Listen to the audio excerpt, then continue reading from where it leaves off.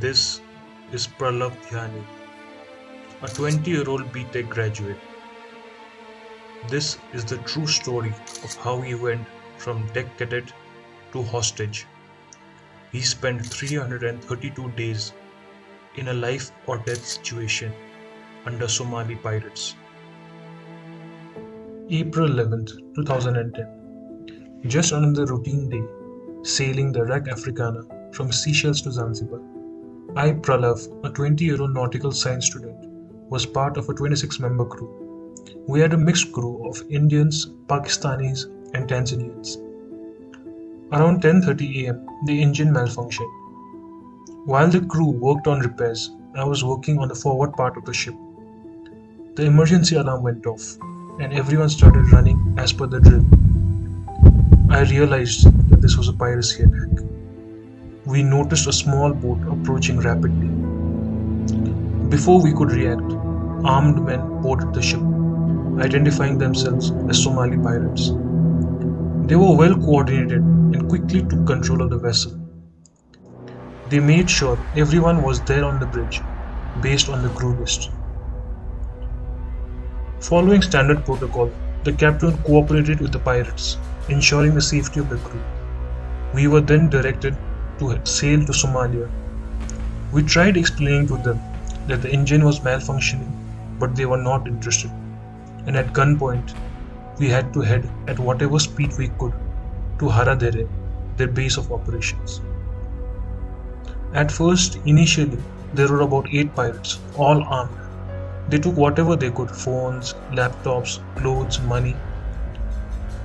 After reaching Haradere, you could see the coastline, but there was no light. Negotiations for our release began. Everyone kept to themselves and were in shock. A representative of the pirate, known as translator, communicated with the ship's owner and captain to determine the ransom amount. The following days were a blur of uncertainty and tension.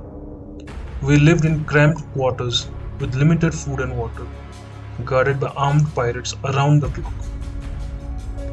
We explained to them to ration the food, and they did not like it. One proper meal a day included a bowl of rice with some gravy and a single potato.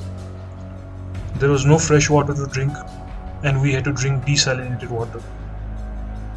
By 7 to 8 months, the toilet flushes and taps were not working. Medical care was virtually non-existent. They always wanted to create fear, so that we became desperate and pleaded to the owners to let us out of here. As time passed, their tortures became more and more intense. The pirates used various tactics to pressure the ship's owners, including mock execution and threats to harm the crew. However, the captain kept us united and focused on survival. After 332 days of captivity, on March 8, 2011, the ransom amount was finally paid. However, just a few days before, one of our crew members had passed. He was depressed and was suffering from a long time. He had stopped eating and thought that it was the end. The scene of sky burial was brutal and unforgettable. The pirates left us with the ship, which was in poor condition due to lack of maintenance. Fortunately, nearby, a naval warship responded to our distress call and provided assistance. We had to abandon the ship, and on a life raft, we went to the warship. We were eventually taken to Mombasa, Kenya, from where we returned to our home countries. My experience as a hostage highlighted the dangers faced by seafarers in piracy-prone areas.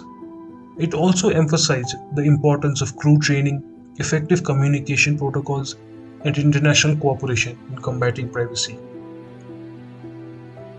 While the events of April 11th, 2010 were undoubtedly traumatic, they also motivated me to advocate for improved safety measures and raise awareness about the realities of piracy. The sea holds both beauty and danger, and navigating it requires vigilance, preparedness, and commitment to a collective effort. My story serves as a reminder of the resilience of the human spirit and the importance of working together to ensure that the safety of those who travel across the world's oceans.